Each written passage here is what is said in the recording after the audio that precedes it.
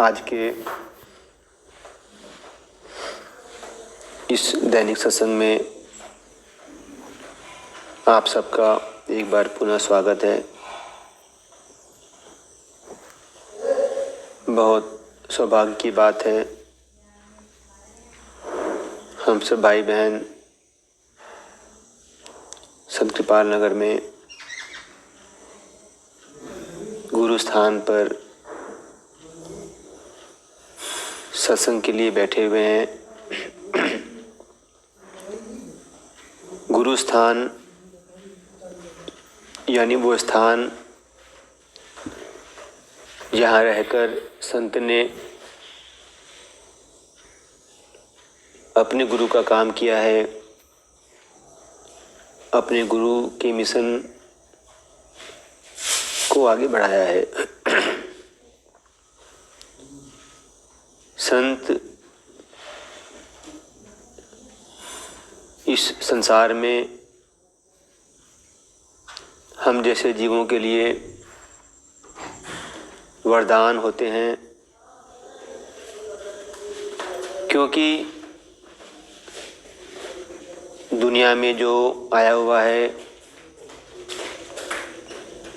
वो सब विभिन्न प्रकार के सुखों और दुखों में अपना जीवन यापन करते हैं। जैसे जैसे उम्र बढ़ती है हम ये समझने वाले बनते हैं कि जैसे दिन के बाद रात और रात के बाद दिन होता है, ऐसे ही सुख के बाद दुख और दुख के बाद सुख जीवन क्रम के अभिन्न अंग हैं। हम सबके जीवन में जब संत का आगमन होता है या हम जब संत की शरण में जाते हैं तो कहा जाता है कि उस जीव के कर्मों का लेखा जोखा संत या दयाल पुरुष काल से लेकर अपने हाथ में कर लेता है। काल और दयाल परमात्मा की दो शक्तियां हैं और दोनों के अपने अलग अलग कार्य क्षेत्र हैं, न्याय क्षेत्र हैं, और कोई भी एक दूसरे के क्षेत्र में दखल नहीं देता। हम अगर संतमत की भाषा में समझें तो जो भी जीव अपने मन के आधार पर जीते हैं, अपनी बुद्धि के आधार पर जीते हैं, वो काल के दायरे में होते हैं। और जो जीव संत के शरणागत हो जाते हैं, सब कुछ जो भी उनके जीवन में घटता है उसे खुशी खुशी सहर्ष अपने गुरु की, अपने परमात्मा की, अपने प्यारे की देन मानकर जीवन जीते हैं, तो वो दयाल के सहारे हो जाते हैं। जब कोई जीव काल के सहारे होता है, अपने मन बुद्धि के हिसाब से चलता है, तो स्वभावतः वो कर्ता हो जाता है और सुख आने में अहंकारी हो जाता है, मद में हो जाता है, घमंड में हो जाता है, और दुख आने पर उसी के अनुपात में दुखी या बहुत परेशान हो जाता है। इसके विपरीत जीवन के अनुभवों से जो जीव अपने आप को परमात्मा के या संत के हवाले कर देता है, उसके शरणागत हो जाता है, तो उसके जीवन में सुख और दुख तो आते हैं, लेकिन संत मत पर चलने के कारण, संत की दया के कारण उन सुखों और दुखों का उस पर कोई विशेष प्रभाव नहीं पड़ता, क्योंकि संत मत में महापुरुष पूर्ण समर्थ गुरु जीव को दीक्षा देकर उसे अंतर में ठहराता है, उसे ऊपर 10वें द्वार में स्थित करा देता है, जहाँ पर परमात्मा की दिव्य धाराएं ज्योति और नाद के रूप में सतत विद्यमान हैं। वो उनका सामीप्य कराता है और इसी सामीप्य को वेदों में उपासना कहा गया है। उप माने पास, आसना यानी बैठना। इस चीज़ की समझ हमें संत महात्मा ही देते हैं और तब धीरे धीरे हम इस सत्य को जानने वाले बनते हैं कि जीवन में जो सुख और दुख हम पर आ रहे हैं वो इस शरीर पर आ रहे हैं।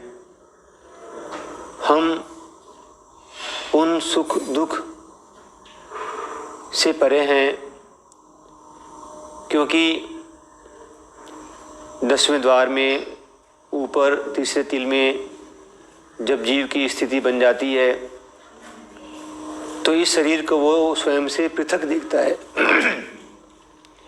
स्वयं से पृथक देखने के कारण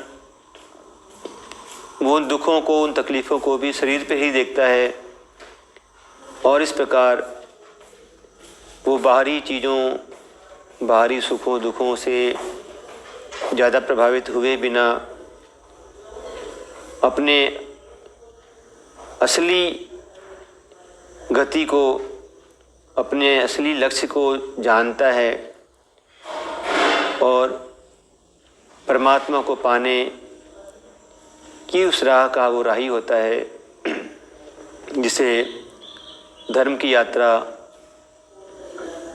या प्रभु को पाने का मार्ग कहा जाता है। आज आपके सामने ऋग्वेद के एक मंत्र पर पूज्य स्वामी जी महाराज ने एक छोटा सा सत्संग दिया है, उसकी व्याख्या की है, वो रखा जाएगा और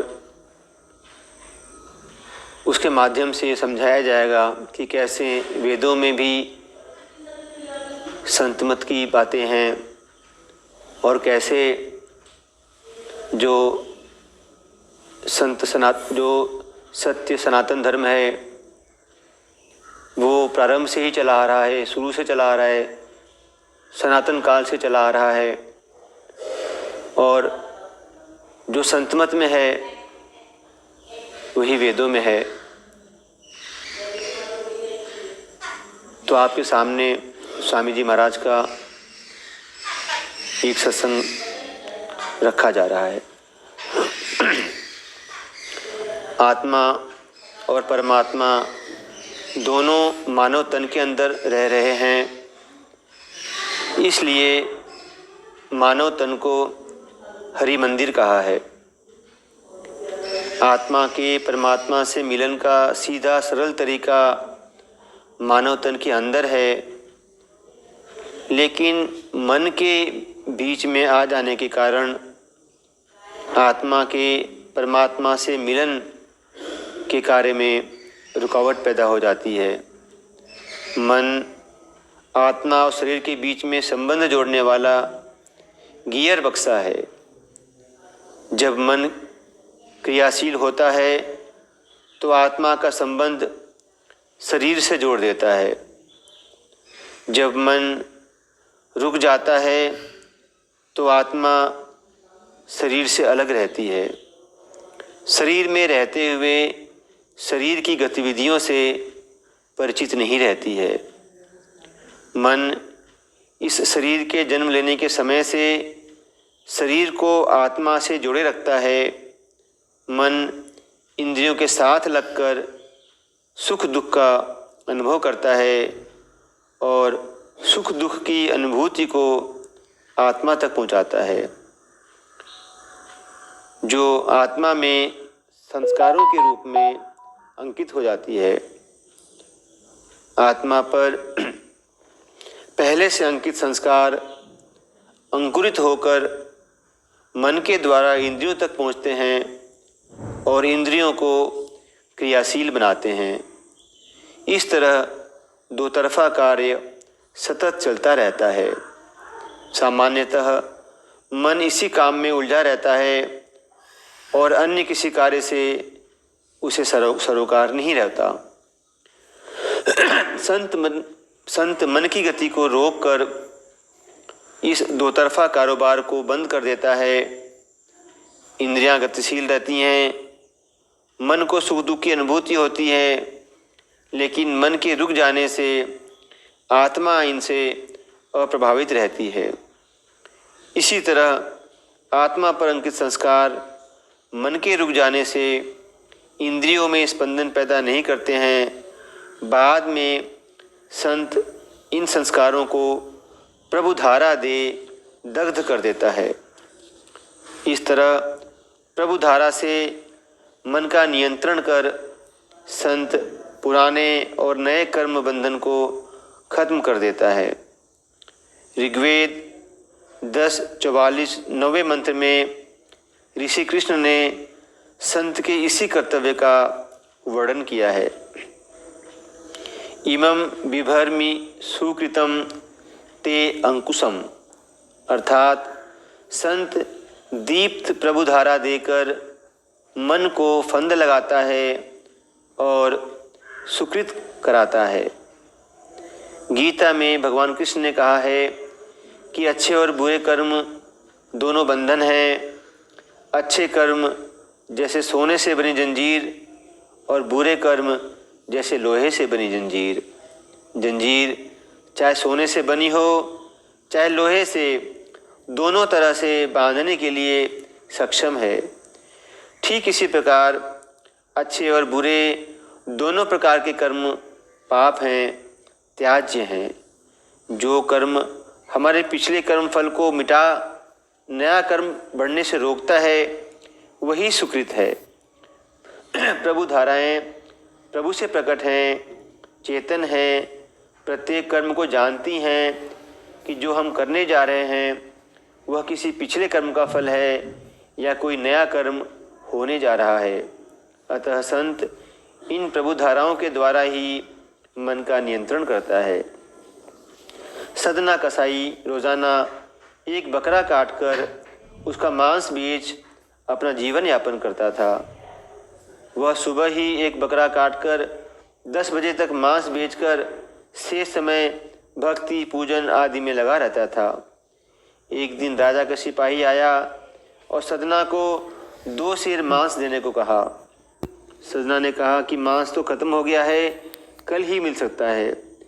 सिपाही ने कहा कि राजा के यहाँ मेहमान आए हैं, महल में मांस मंगवाया है, तुम मांस नहीं दोगे तो राजा नाराज हो जाएगा। सदना असमंजस में पड़ गया। उसे एक उपाय सूझा कि वह बकरे को मारे नहीं। उसके बदन से 2 सेर मांस निकालकर सिपाही को दे दे और बकरे को अगले दिन मारकर शेष मांस अगले दिन बेच लेगा। इस तरह बाकी मांस खराब होने से बच जाएगा। तभी उसे अंतर में जोर की धुन सुनाई दी और उसने सुना, सदना, जो तुम रोजाना एक बकरा मारकर मांस बेचते हो यह पिछले कर्मों के कारण है। लेकिन यह जो तुम सोच रहे हो यह नया कर्म है और इसका फल तुम्हें आगे भोगना पड़ेगा। यह सुनकर सदना ने सिपाही को मांस देने से मना कर दिया। इस तरह संत हर घड़ी नाद के द्वारा साधक की संभाल करता है। ये ना रुजासी मघवन सफराउजह दीप्त संत प्रभुधारा से वासना मिटा वैभव गहाता है। संत प्रभुधाराओं से युक्त है। वह प्रभुधाराओं के द्वारा जीव के पिछले सारे कर्म को जानता है और उसे हर समय उपयुक्त प्रेरणा देकर पिछले कर्मों के बंधन वासना मिटाता है और नए कर्म करने से रोकता है। इस तरह संत साधक को वैभवशाली बनाता है। वैभव तो साधक के अंदर पहले से ही भरा पड़ा है। मलावरण मिट जाने से वह अंतर्निहित वैभव प्रकट हो जाता है। इस तरह वासना मिटाना और वैभव देना दोनों कार्य साथ साथ होते रहते हैं।